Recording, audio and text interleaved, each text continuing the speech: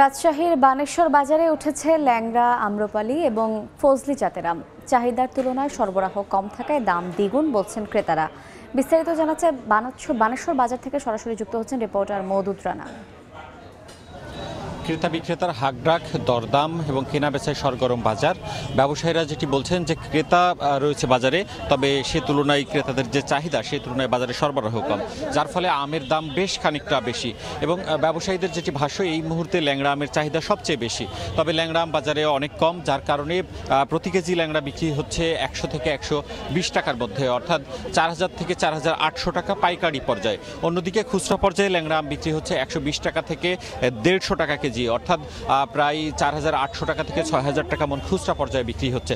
ব্যবসায়ীরা যেটি বলছেন যে ল্যাংড়া শেষের দিকে এখন বাজারে সবচেয়ে বেশি যে আমটি পাওয়া যাচ্ছে সেটি রয়েছে আম্রপালি। আম্রপালি প্রতি মন অর্থাৎ 40 কেজি আমের দাম পড়ছে 2800 টাকা থেকে 3400 টাকা পর্যন্ত। ব্যবসায়ীরা যেটি বলছেন যে ল্যাংড়া মাত্র মৌসুম শুরু হয়েছে এবং এটি আরও অন্তত 15 দিন বাজারে থাকবে।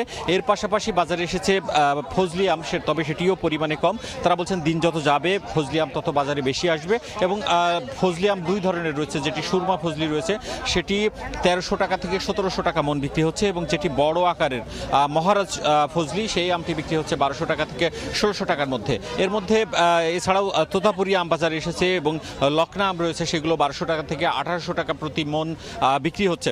ব্যবসায়ীরা যেটি বলছেন যে চাহিদা অনেক এবং ক্রেতারা আসছেন, তারা আম দেখে দর যাচাই বাছাই করছেন এবং তারা আম কিনছেন। তবে ক্রেতারা এবং ব্যবসায়ীরা সবাই বলছেন যে এবার আমের উৎপাদন কম, অন্যদিকে চাহিদা বেশি, সে কারণে দাম বেশি। এবং তারা বলছেন যে এই দামটি যত মৌসুমের শেষ দিক হবে তত বাড়তে থাকবে। এবং ক্রেতাদের অনেকেই বলছেন যে অন্যান্য বছরে তারা যে টাকা দিয়ে আম কিনেছেন এবার দ্বিগুণ টাকায় আসলে তাদের আম কিনতে হচ্ছে।